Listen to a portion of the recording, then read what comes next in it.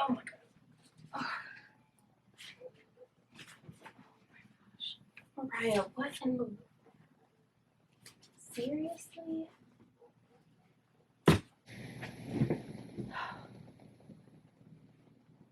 Do you guys see what's behind me? This is not healthy. Someone help me. Oh my god. It's so much worse than I thought. Okay.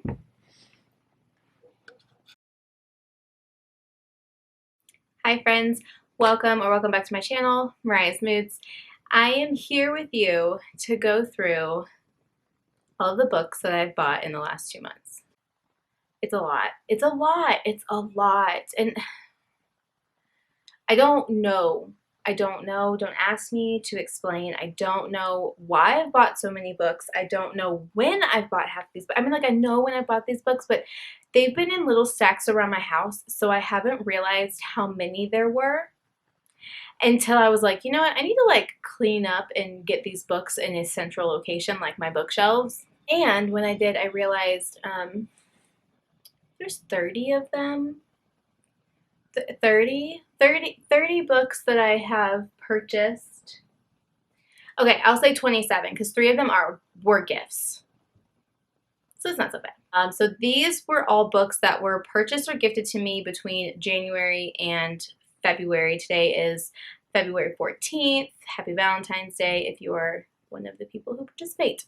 Okay, so I figured I would just go in kind of chronological order of when I bought these books and just give you a brief synopsis of, if I can even remember, because some of these books I'm like, why did I pick this up? So these books were acquired through a variety of sources, some of them have been thrifted secondhand books, some of them are Book of the Month subscriptions, some of them were bought brand new, some of them were gifted, so majority of them, I will be proud to say, have been thrifted secondhand books, so I am proud about that. So I guess I'll just go ahead and just pick one up and just get going, because, you know, I might not even remember. The first group of books that I bought in January, I went thrifting with my younger brother when we were visiting, and my brother loves movies. He likes to collect movie collections, and there is a local store where I grew up that has secondhand movies, but also secondhand books. So while he enjoyed looking at some movies, I went in upstairs to check out some books, and I got quite a bit. So the first one that I grabbed was Jonathan Strange and Mr. Morrell by Susanna Clark. I don't even know what this is about, but I do remember Reagan from the Peruse Project reading this book, and I feel like she enjoyed it, and when I saw it I was like, oh, I recognize that. So this is set in the late 1800s around the Napoleonic Wars. During this time, magic has believed to just kind of disappear, but Mr. Norrell, did I say Norrell? I think it's Norrell. Anyways, Mr. Norrell has basically revealed himself to be a magician and just becomes a super celebrity. Then enters Jonathan Strange, who becomes his student, but I think he kind of may take magic a little further than what Mr. Norrell might think is necessary. It's kind of, when I was reading the synopsis, I was getting like the Prestige vibes from it. So if you've ever seen The Prestige, it follows 2 magicians. One is very, very reckless. One is a little more cautious. Things happen. It kind of becomes like a rivalry. So I don't know if this is where it's going to go, but when I was reading the synopsis, I was getting that vibe. I love that movie, so I'm really interested to read this. This guy is a chunker. So I don't know when this will happen, but it will happen. It will happen. It's a nice floppy. Look at that. Love a good floppy hardback. So yeah, that was the first one. So the next book I picked up was Emma by Jane Austen. This year I do want to read some more classics. I saw this edition. I thought it was super cute. So I love the movie Emma, especially the newest release with Anya Taylor-Joy. Is that her name? I loved that adaptation. It was beautiful. The setting was just wonderful. Loved it. I also love Clueless. I mean, come on. I grew up in the 90s. Like, Clueless is a rite of passage. You have to love that movie. So I was like, you know what? I think it's about time that I read Emma. So I'm sure you know, but if you don't know, Emma is one of Jane Austen's comedic rom-com novels, I guess you could call it. It's funny, but it's also a romance, and it's following Emma. Emma's a meddler. She likes to get in people's business. She likes to play matchmaker, but she is not concerned about having a relationship really for herself, happy to be a spinster, and just, you know, gossip. And it's just following Emma, learning about how it's not always okay to insert yourself into people's lives. And there's a little budding romance that happens. Again, I've loved the film adaptations, but I've never actually read the book. So that will happen. Going on with the other classics that I picked up Jane Eyre by Charlotte Bronte. I thought this was a super cute edition of this book. I do have another copy of Jane Eyre, but I just loved this one. It's like a canvas feel on the front, and I just think that like pink and gray, it's just beautiful. I did pick this up when I was reading The Wife Upstairs earlier this year because I believe, like I said before, it's a Jane Eyre retelling, or definitely inspired by Jane Eyre, and I wish that The Wife Upstairs had more creepy vibes. So I was like, why not just like go to the source? So another one I picked up. This is actually hopefully something that I will be reading relatively soon. Can't believe I've never read this book because it is the source of one of my all-time favorite movies, and that is Jurassic Park by Michael Crichton. How have I not read this book? When I tell you as a child that I was obsessed with Jurassic Park, like favorite movie. You would think like a 6-year-old would be terrified. No, I was enamored with the original Jurassic Park. Love Jurassic Park 3. We don't talk about Jurassic Park or the Lost World. Like that doesn't exist. But I love the original Jurassic Park. I love to reference Jurassic Park when I'm teaching. So I will be reading this because it is about damn time that I read this book. I didn't even tell you what it was about because I just assume everyone on the planet knows what Jurassic Park is about. So Jurassic Park is basically following Dr. Grant, who has been invited to go to this theme park in this island off the coast. I think it's like Costa Rica or something like that. And this older man, Mr. Hammond, has basically found a way of altering DNA that's been preserved over millions of years and basically bringing back the dinosaur. Dr. Grant is a paleontologist who is just there to kind of consult with the powers that be before this park is approved to be released. And as you can probably guess, things go down. And again, love this movie. It's just a classic to me. Is it like the best cinematic piece of film ever? No. But is it entertaining? Absolutely. So I will be reading this and I will be watching the movie again. The next book that I picked up was kind of on the same realm of classics, but I thought it would be fun to like read a classic and then a retelling.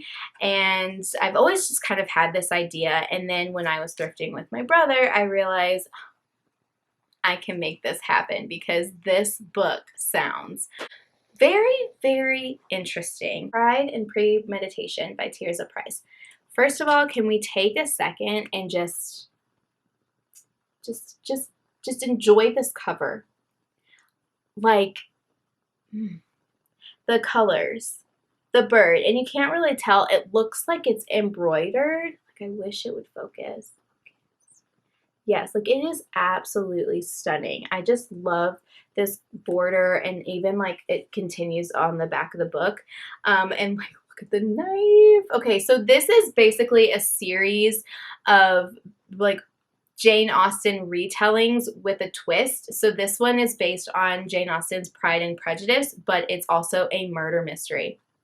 Like, what in the world say less. So the next book I picked up was Shadow of the Gods by John Gwynne. I've heard amazing things about this book and the series. I've been wanting to read it for a while. I just honestly have never picked it up. But then when we were at the secondhand store and I saw it and it was like super cheap, I was like, say less, give it to me now. So this follows a time, and I'm thinking kind of like Viking, like kind of, I'm getting like Viking maybe vibes with dragons, but basically there was just this giant war where gods basically fought so bad that it just eliminated them. Like they just killed each other off. Like gods just ceased to exist. And then we find like many, many years later that there's been some awakening. And I really don't want to know a lot going into this book, so I haven't read a ton of the synopsis or going into it. But again, all I know is that the gods basically took themselves out and I'm assuming might come back. The next book I picked up was Daughter of the Moon Goddess by Sue Lynn Tan. Again, another stunning, absolutely beautiful cover. I've heard great things about this one. This one has definitely been going around BookTube for a while now, and I think it's just time that I read it. Don't really know a lot about this one. I think like this follows this girl whose like mother is like the moon goddess, and I think like her mother goes missing and she has to basically go through these quests to figure out like where her mother is, find her mother. Obviously I think that it's a lot more to than just that simple synopsis. Ooh, okay, so these next two books are something that I'm excited for. If you have been following my channel, you know that my daughter is going through a little bit of a rough patch with reading, and I am constantly on the mission for finding things that would maybe motivate her to read a little bit more. So I picked up The School for Good and Evil. I know that this was recently made into, I think, a Netflix show. It is a middle grade, and I just really was interested in it, and I thought it could be maybe something fun that we could read together. So this one is actually following two girls, Sophie and Agatha, and they are going to be going to this school that basically trains like fairy tale heroes and villains. And so there's the School for Good and there's the School for Evil. Now, Sophie is like super girly, loves like all things girly. She wants to go to the School for Good to basically become a princess. And then Agatha wears dark clothes and believes she's destined for the School of Evil. But I believe whenever it is time for the girls to be sorted into which school they will be attending, Sophie is actually sent to the School for Evil and Agatha is sent to the School for Good. The other middle grade that I picked up was Gallant by V.E. Schwab. I am a V.E. Schwab fan. I've loved V.E. Schwab's work for a very long time. I think my favorite V.E. Schwab is Vicious. Really liked The Invisible Life of Addie LaRue. I know that one got a lot of hype, but I think I felt different than most of her other works. Still good. So Gallant came out maybe a year or two ago, and I've just been really wanting to pick it up. But again, it's hardback.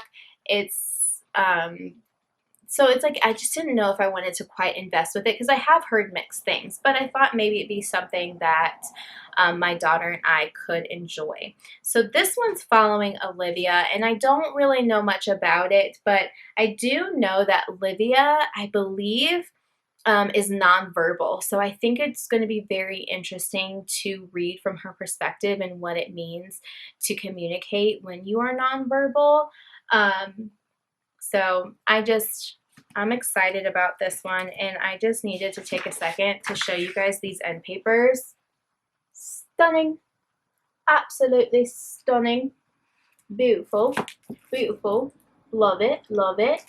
Can we just bring back like hardcovers with like no dust jackets?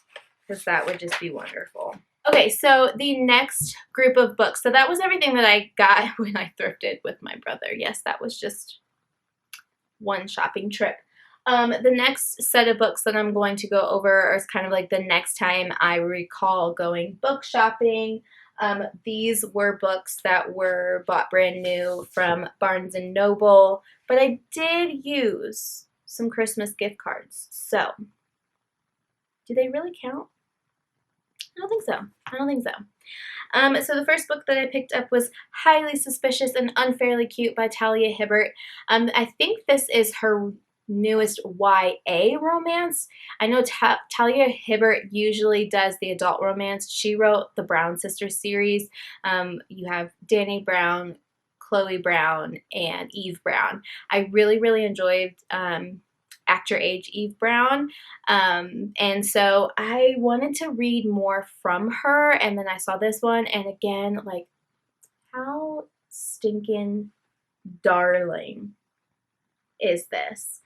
So this book is following Bradley and Celine, and I think that's kind of like, I don't want to say enemies to lovers because I feel like that's a little dramatic, but they're kind of rivals, maybe like school rivals, and they both end up going to this like survival camp and having to work together to get through these tasks to basically win this competition. Sounds super cute. Okay, so after that, I picked up The Knife of Never Letting Go by Patrick Ness. This one sounded pretty interesting, but I haven't really heard anything about it. It says that it's going to be a major motion picture, which could be a good thing. Basically, it's following Todd. Todd lives in this area where everyone can hear everyone's thoughts, so there's no such thing as privacy. But something happens, and Todd basically needs to escape this area. But how do you escape or have a secret when everyone can hear your thoughts?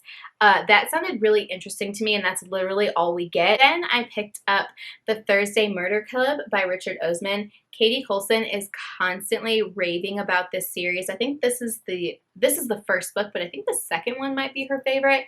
But as much as she's talked about it last year, I was like, I have to pick that up because I tend to enjoy what Katie also enjoys. So this follows a group of elderly people. I think they're like in a nursing home, and they get together every Thursday to try and solve cold cases, and just kind of follows them, I guess, solving a cold case and possibly getting into some shenanigans. It sounds delightful. It sounds intriguing. It sounds funny, and I just want to begin. Then I picked up Road of Bones by Christopher Golden.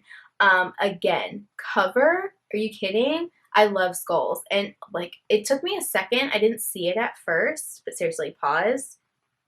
Tell me when you see the skull. So cool. Frosted trees, cold winter vibes. I want to read this before spring comes. I mean, it's Colorado.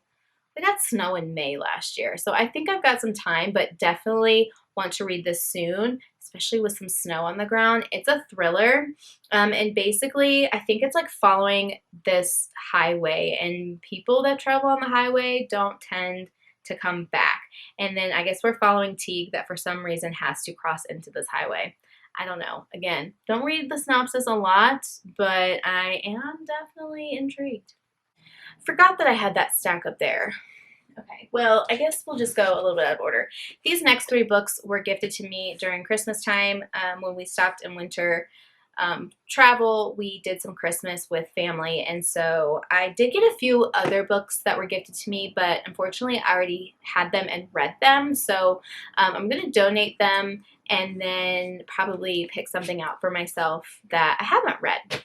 So I will go over the ones that were gifted to me that were new. So the first thing that I got was Almost There. This is a Disney Twisted Tales story. Basically, the Twisted Tales takes like what you classically know about like Disney stories and makes like some type of plot twist to see like an alternative ending. So this one is basically what if Tiana made a deal that changed everything?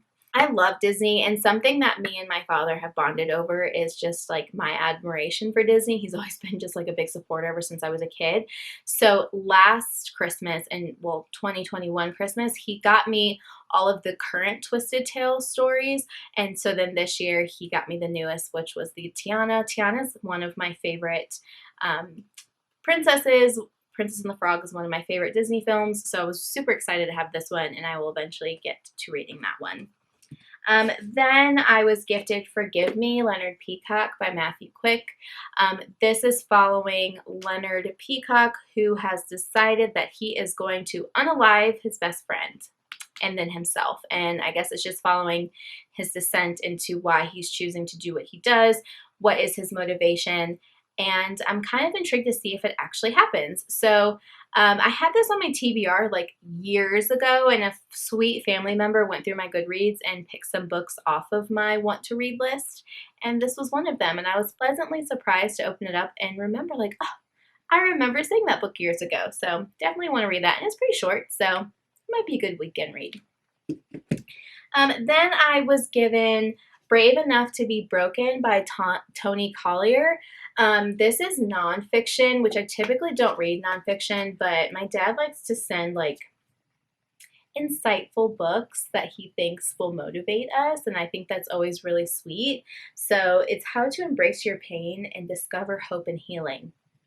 I need to be in the right mental spot to read this, and I'm sure you can assume that given we're doing a book haul that has 30 books within 2 months, that I'm probably not in the space to be reading about pain and healing. So for my final group for January, I want to go over my book of the month selections for January. I ended up choosing 2 for the month of January because one is one that both are very highly anticipated. One I was like, I'm not passing up, so I'm getting it. And then the other one was like, okay, well, I'm going to get it because I've been wanting it for a while. So my actual January pick was Hellbrent by Leigh Bardugo. This is the sequel to Ninth House. God, I love that cover. That rabbit is creepy as hell, and I absolutely love it. So I'm not really going to go over like the synopsis of this book, but Ninth House follows Alex. Alex can see dead people. Going to, I believe, I'm trying to remember, I think it's Yale, and she's been invited to basically help out some of these secret societies in Yale that are doing some shady shit, and they're just kind of like, hey, Alex, listen, there's like some dead people hanging around, and we need you to take care of that for us. Like, you can't be in our group, but we need you to take care of this problem. So she's like, yeah, sure, fine. Like, whatever.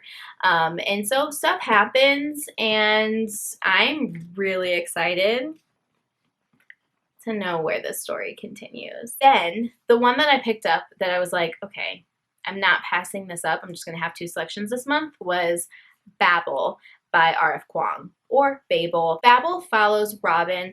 He goes to Oxford to, I guess, like, this guy basically sees that, like, Robin has, like, a lot of potential, and he's like, hey, you want to come to Oxford and, like, learn some magic and language and be, like, super awesome? And Robin's like, sure, I'm an orphan, don't really have much else to do. So he goes to Oxford, and there's, like, this magic system that has to deal with silver and language, and I don't really know, but I have known that this book was on the top of many, many people's favorites from last year. I have never read from R.F. Kuang. I have The Poppy War. I have not picked it up. I really want to. But from my understanding, her writing is beautiful. It is intelligent. It is impactful. And that's what I've heard that people get from this story. The next stack of books, we are finally moving into the month of February. As I said before, today is Valentine's Day. That means it is February 14th. Which means over the last few weeks, I have done some damage. The end of January was a little bit of a mess, and so I've been dealing with my pain and healing by emptying my bank account. So we're just going to pretend that we are deeper into February than we are. I did go to a secondhand bookstore. Yay me. Saving some money, and I picked up A Good Girl's Guide to Murder by Holly Jackson. Listen, I gave up TikTok a long time ago because I didn't have the time to have hours of my life sucked away without my knowledge. If you know what I mean, you know what I mean. So, but what I do know is that this book has been all over TikTok, it's been all over BookTube, it's been all over Bookstagram, Instagram, everywhere. And I just want to know, is it worth the hype? Next thing I picked up was Love in the Time of Serial Killers by Alicia Thompson. Again, another like super cute cover. Phoebe is a PhD candidate. She's working on her doctorate. She's studying true crime as a a cultural phenomena, true crime as just like a genre and people's obsession with true crime. Unfortunately, her father, who she's been estranged with, passes away, and she has to move back to his house for the summer to help her brother clean out his house. As she's cleaning out this house, kind of going through some childhood trauma, also working on this true crime PhD dissertation, she starts to suspect the neighbor of being a serial killer. But it says it's not too long before Phoebe realizes that Sam might be something much scarier. Generally a nice guy who can pierce her armor and reach her vulnerable heart. That just sounds delightful. Then I picked up Wishful Thinking by Celestine Martin, another super cute one. I don't know what, maybe because it's February, so I was just like, oh, romance, but like different romance, like serial killer romance and witchy romance. So this is following Lucinda. Lucinda is a witch, but she's like a high school teacher, and she's just like can't stop wishing for more. Like she's got a good life, but she's not satisfied. And unfortunately, one of her wishes actually turns into a spell where Lucinda cannot say no. I love that trope. Like I love that idea. Like insert liar, liar. Love it. Then I went thrifting with a friend, and they had a ginormous book section. I was like, you can look at everything else. I'll just be in the books. I found a hardcover copy of Ember in the Ashes for $4. $4. Like I understand that this has been out for a very long time, but regular retail on this book, this edition, is $20, and I found it for $4, and it's like in perfect condition. So we've got sibling love, we've got defiance, we've got resistance, we've got war. This just sounds like my cup of tea, and it's in perfectly beautiful condition. And at the same place, I picked up American Dirt by Janine Cummings. Again, $4. Perfect condition. Like, God was looking out that day. Yes. So this is following Lydia, who lives in Mexico, and I believe she's living in a area that is very, very dangerous. We've got some crime activity happening, and somehow her like family gets intertwined with it. Don't really know much. I think it's a thriller. I don't really want to know much going into it. Again, I don't really listen or read synopsis for thrillers because don't want to be spoiled, and I like to be shocked and like thrilling, and I feel like if I kind of know a synopsis, I know what's coming. And then finally with that thrifting shop, I picked up Parable of the Sower by Octavia Butler. This is, I feel like, a classic. I have no idea how I haven't read this one yet. This isn't my favorite edition that I've seen of this book, but it was only $2, and if I really like it, then I'll pick up an actual hard copy. So this one's following Lauren. She, I guess, feels what other people feel. And so she is in a neighborhood. Basically, this area is divided into the haves and the have-nots. But then one night, violence explodes. The walls of her neighborhood are smashed, annihilating everyone that she loves and cares for. So as an empath, she is now having to navigate this new world, and she almost, I believe, becomes like a prophet for what is to come. Again, I've heard amazing things. I've never read from Octavia Butler, but I've heard that she's just like a goddess. I want to read this. Again, if I like this, then I'll definitely pick up in my opinion, a prettier edition of this. But again, for $2, like, I can ruin it, I can play with it, I can annotate it, and it's fine. So, upon going to another local indie bookstore, I picked up One Dark Throne by Kinder Blake.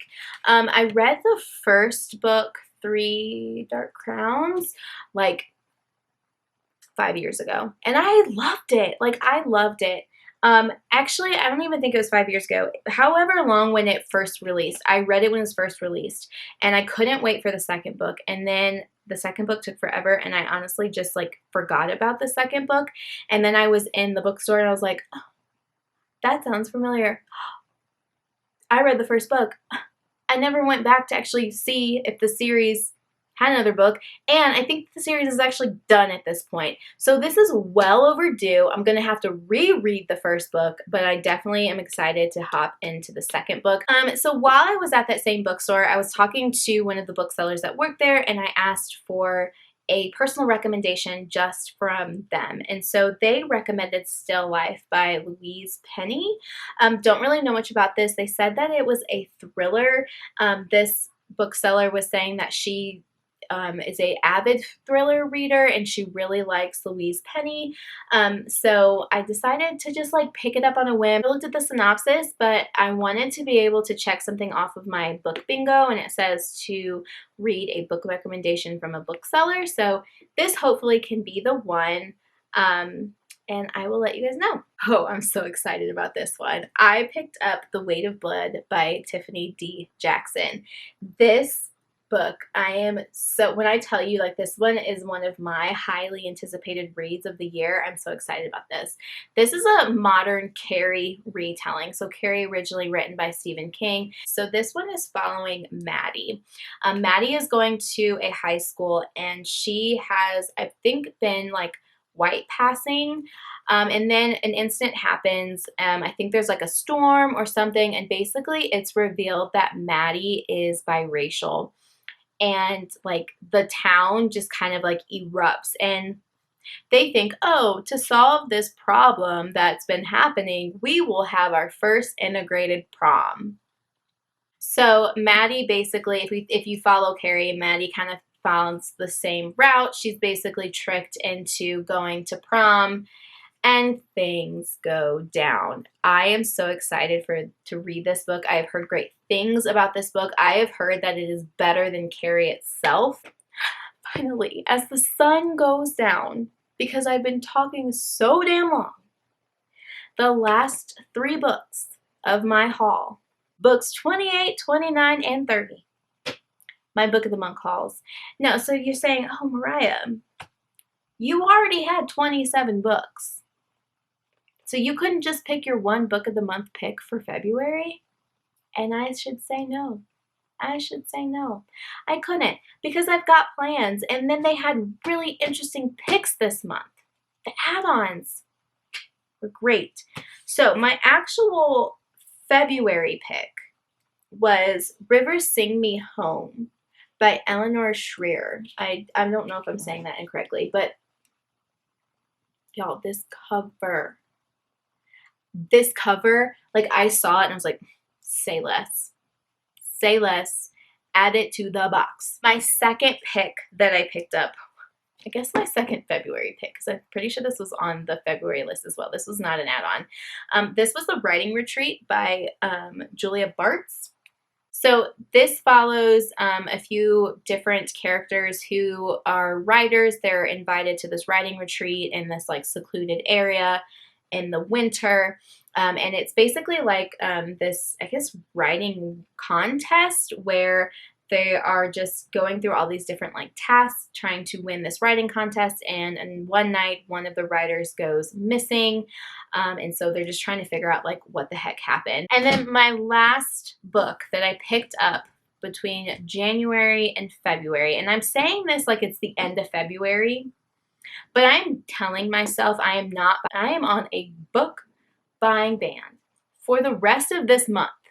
I'm not going to say like, I'm not going to go past 2 weeks. Like, give myself some grace and know that I have no impulse control. So we're going to say for the rest of this month. So we're going to say that this is the last book that I have gotten for February. and that is Daisy Jones and the Six by Taylor Jenkins Reid. I know I'm late. I know I am late to the party. Like, everyone's packed up, things are being cleaned out, and they're moving on, and I'm just showing up. But listen, this one is kind of written as like an interviews, so I thought it'd be a quick read, and Reese Witherspoon picked it up, and I think they made a film out of it, and I really want to watch it because it's giving me all the Fleetwood Mac, like Janis Joplin vibes, and I just want to experience that. Okay, that is it. That is all. That is all 30 books that I've accumulated over the past 2 months. I can now officially put them on what is left of the space on my bookshelves and my TBR shelf and another shelf that I have in my house, so they can finally be done. I hope you liked this video. I hope I didn't ramble too much. I hope that you found maybe some books that you were also interested in reading. And hopefully you will see me read them in the near future. So how about in the comments, tell me a book that maybe you have recently purchased, been gifted, or newly acquired, and tell me which ones you're excited about. Maybe it can motivate me to buy some more when I'm off my ban, but who knows. And let's leave the book stack emoji in the comments because I am drowning in stacks. Stacks on stacks on stacks. Stacks on stacks on stacks. Okay, anyway, I hope you enjoyed this video. I hope you enjoyed my rambling. If you did, please give this video a like, and I would really, really love it if you subscribed. And I will see you guys in the next one. Bye.